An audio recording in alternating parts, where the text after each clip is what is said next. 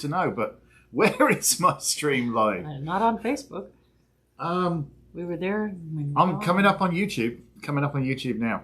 I see that. It's working. I there think we it's are. working. Are we working there? Yay. I think we're working here. Yay! All right. Technology is being... see you next Tuesday this morning. Today? Yes. Oh, no. Hi, Kim. We were there, then we're gone. Hi, Jen. Now we're back. I think it's working. I'm not sure if I am. More coffee, I think, is necessary. Good morning.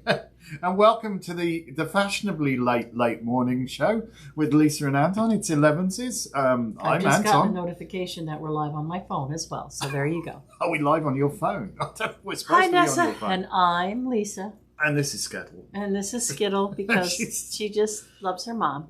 I don't know. So we started the live stream, and then for whatever reason it kicked off YouTube. So I stopped it, and then we started it again.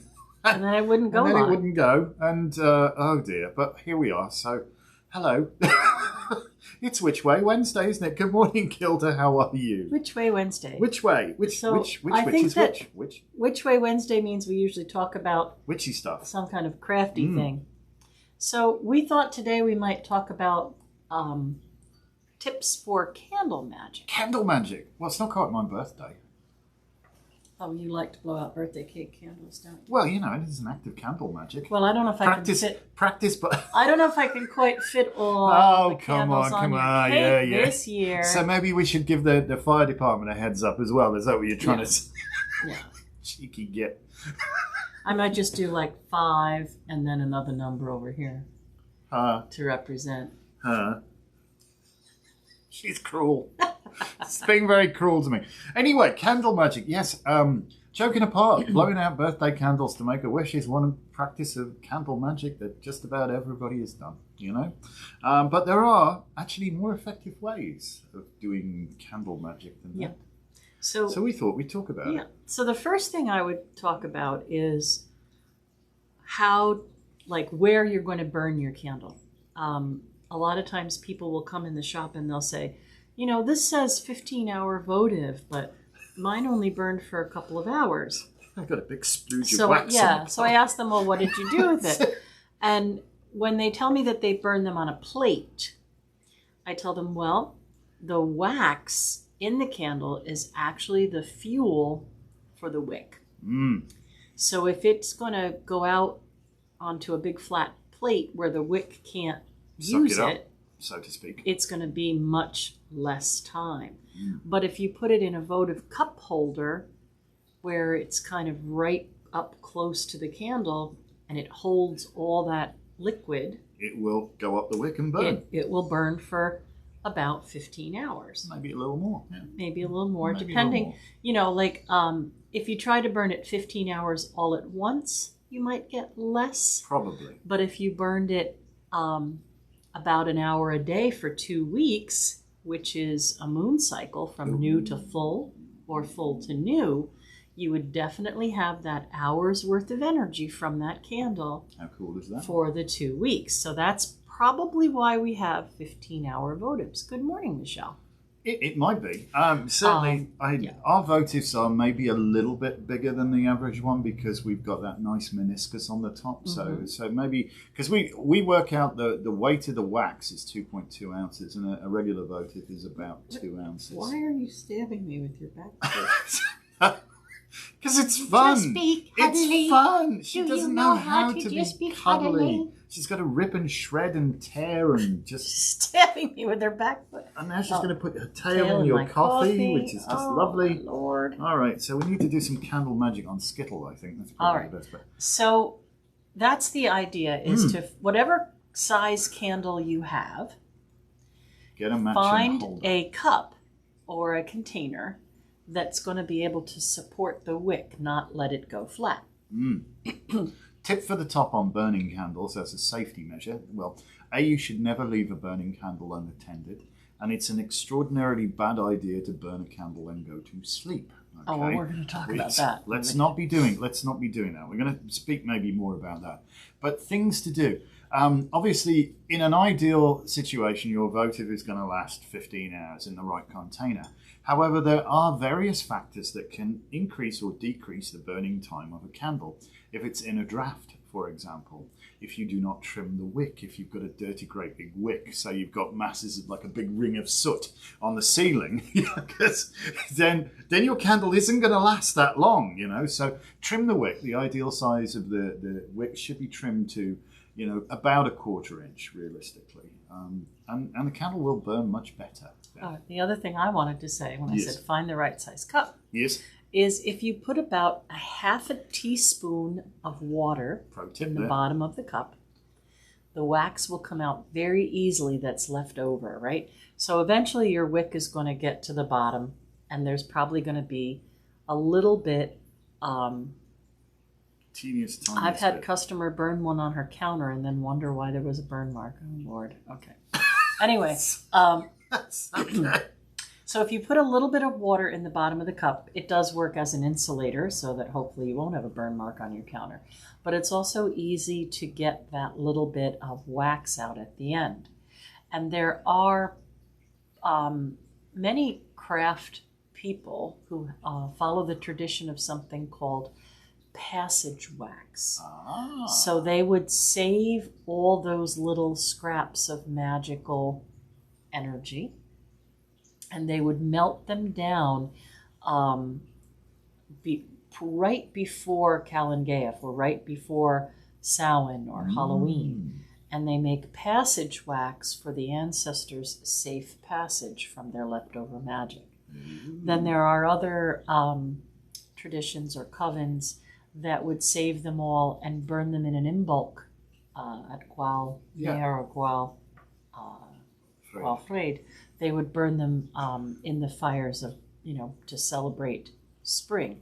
So they would burn their Yule tree. Like a cleansing fire. They would burn their Yule tree, and they would burn all their candle scraps. But I really love the idea of the passage wax. It's kind of cool. And it lends itself to the fact also that you're going to be making a black candle, because you'll have various different all these colors together. It's not going to be a particularly pretty one. So the best bet is add a bit of black color to it and just make it black. And we do teach a 2-hour class on like how to dress candles, how to choose candles, how to empower candles, all that kind of stuff. But basically, whatever intention you have, you want to put that energy into the candle. Like, let's say that you decided you wanted to do prosperity magic, and you went into a metaphysical store and you bought like a money candle or a money draw or prosperity, abundance, whatever, green candle or gold candle, because both of those colors worked for you for prosperity magic. Sure. You would still want to place your reasonable intention into that candle, even though it's already programmed. Well, I suppose if it's me, I put unreasonable intentions in as well, because I'm a Leo, Right. And then you can decide how you want to burn that. Again, do you want to burn that? Do you want to do a really serious intention where every day you burn the candle for an hour and you focus on your intention from new moon to full moon, with the prosperity flowing to you those 2 weeks and coming to fruition at the end? It's kind of cool working through a lunar cycle, isn't it? Right. Because in England they say fortnight all the time. It's not often said over here. I don't think it's people would say 2 weeks rather than a fortnight. But a fortnight is a special magical term because it actually means 14 nights, and that will be the period of from new moon to full moon will be 14 nights pretty much. Full moon to new moon, full moon to new moon, depending if you're doing some releasing. Because you can always turn things around the way you want. But the point that I'm trying to make is, for us in our tradition, you wouldn't just get a cast iron cauldron that's votive size, put the candle in there, say, bring me prosperity, and leave it in your sink until it burns out. Because you're not, that's again the kind of set it and forget it. That's Good morning, half-arse, Christopher. Half-arse in it. That's the set it and forget it people who think this has to burn for 15 days, or sorry, this has to burn for 15 hours straight. Well, yes, you've set your intention. Yes, you've programmed the candle. Yes, you've lit the candle, but you're no longer in ritual space if you're leaving it in your kitchen sink. And you're no longer actively directing energy whilst, because Right. you're not there, you're not participating in your magical working at this point. So any inspiration or messages that might come from the burning flame, you're not going to see. Right? You could scry into that. Exactly. If you can want get to answers for how to achieve your goal. Joking apart, we started off laughing about birthday candles. If you want to do a very focused bit of candle magic, pick the right size candle. Don't use like a 7-day pull-out pillar candle or something like that. Just tiny little birthday candle, and sit there and focus your intent for the entire duration of that candle burning out. I mean, was it like 10 minutes or something like that? What, for a birthday candle? Yeah, a little birthday Maybe candle. not even 10 minutes. 5 or 10 The mini minutes. votives, you can go we for have over an mini hour. Tapers. The Mini mini tapers, tapers sorry. can last for about an hour. Mini tapers can go over an hour, so if you're going to make a commitment then. Yeah, well, nothing ventured, nothing gained. It's like anything else. You will get out of it what you're prepared to I put do into it. usually put it in the sink if I leave the house. Yes, but then aren't you leaving the spell? Right, so Uda. chime votives. Oh, they're tiny, yeah. Yeah, those Christopher says, yes. Christopher Uda, yeah. Or Rita, I can't pronounce his name. I'm from Birmingham. I can't pronounce anything. Arudia, okay. Anyway, yeah, that's the whole point we're making. Like, in our tradition, candle magic isn't something you leave unattended. No. Like, I would never leave any magic unattended. For me, that's kind of like leaving the circle while the circle is cast. That's how, I'm trying to look at it, trying to explain why. Obviously, if I was going to do crystal magic, I'd take the crystals with me, right? If I was doing an earth magic. If I was doing a smudging, then that air magic, that would be done when the smudge goes out. But if you're going what you're saying is you prefer to be very focused on your magical work. And honestly, within our tradition, that's the way we advocate right, it. you wouldn't, Other people's mileage may vary. Conjure a fairy or elemental or something to do. I'll just hang around here for the day. For a couple hours I'll go get my groceries or whatever, Yeah. So that's what I'm trying to say. But again, this varies from coven to coven, tradition to tradition. Personal likes and preferences. And how much you want to put into the preparation of it, whether you want to dress it or roll it in herbs or, sit it in salt or whatever you're going to do. Particularly if you're dressing a candle, and especially if you're using oils and fibrous materials and stuff. Oh, yeah, you've got to watch it. You can get unexpected little pops of flames here, there, and everywhere. So leaving it unattended is, again, not a wise idea. So for us, we would suggest that you select the appropriate size candle for the magic that you're working on, so you can be there present and focused for the entire duration of your burn, rather than pop it into something safe, stick it in the sink, which is great. It's very safe if you're in a cast iron cauldron in a sink. The chances of that setting your house on fire are highly remote. Well, again, you can use the votive day after day after day. You don't have to sit there for 15 hours. No, that's true. Yes, that's what we're saying. So one of the things that we have particularly, and we have one on our altar at work as well, is a tiny little cauldron which holds a votive beautifully. And what's wonderful about it is it will burn all of the candle, because the curvature at the bottom, it will bring all of the melted wax into the center, so the wick will use up 100% of the candle. And it's fantastic. So it's all gone to do its magic. But we focus on it. We do our little lighting ritual. We focus on it, and we're with it. And then we light it again, and then we light it again, and we light it again. And so, that period of a fortnight, you could be working through on a lunar cycle, to do this. And you've got like an hour at a gig. You could do an hour there. If you're really working on something serious, then put the effort into it. But again, I understand that there's also different traditions where you would have like a perpetual flame, where you would want that pull-out candle or the jar candle, and you would, maybe even leave it outside or something. But please. A very safe place. I was going to say, please be careful.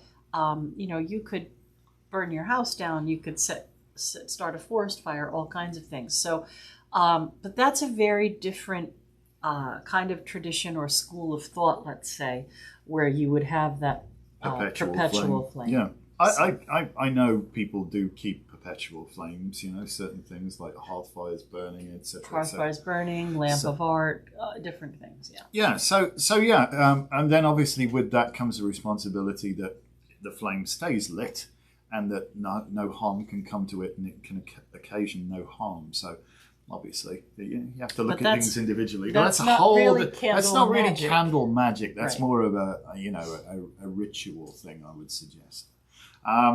So yeah, basic candle magic. I never underestimate the power of a little birthday candle. I mean, fantastic for doing a little bit of work, because we tend to combine all sorts of things. I mean, candle magics are great for fire spells, where we're working with the element of fire, or a fire sign, or something that requires a kind of a passionate burn it kind of thing. It's not the only kind of magic, so we tend to combine things as well. I mean, there's like earth magic, there's water magic, there's air magic. You can use whatever element you want to work with, but certain things are more suited to fire than others. It depends on your magic, depends on what astrological energies are available to you as to whether you want to work with candle magic at any particular given time. But it's something that can be done universally. And then again, you would look to color.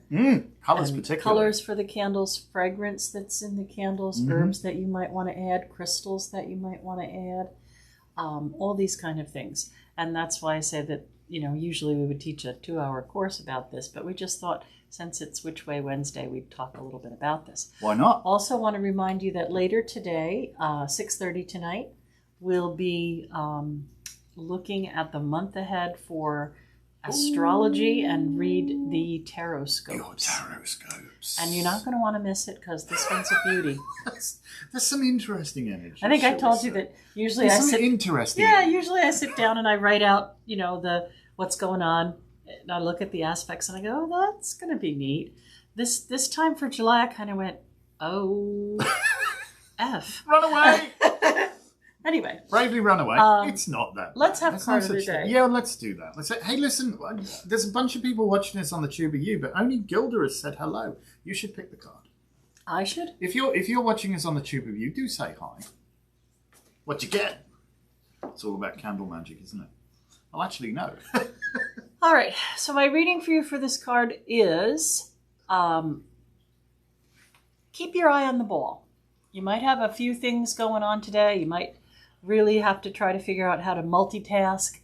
But if you do focus and you do pay attention, you've got enough brain power to keep track of all the things you have to keep track of. And your success depends on your ability to keep your eye on the ball today. Well, I would say yes, but keep your eye on the balls and the plates on the sticks and the chainsaws and everything else you're juggling at this present juncture in time.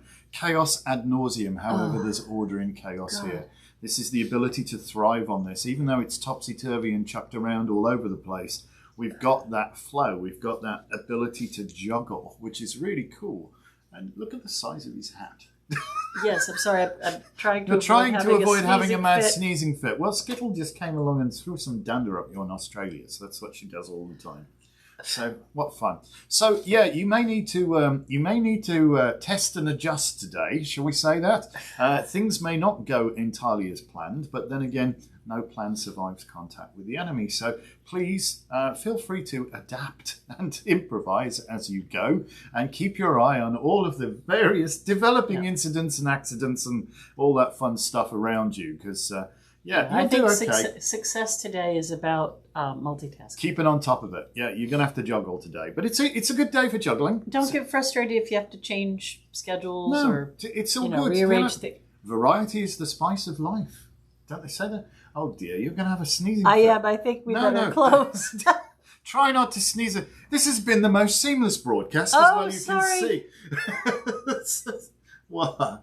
Happy Wednesday. See you later for Oh, Taroscopes. happy Wednesday. Oh, right. Well, it's hump day. And hello, Laurie. Good morning. Juggling while watching TV. Yeah. Juggle away. Listen, Lisa's going to have a sneezing fit, so we're going to call it quits for this morning. Thank you so much for watching us. Apologies for being late. It was chaos ad nauseum, Peace. but such is the order of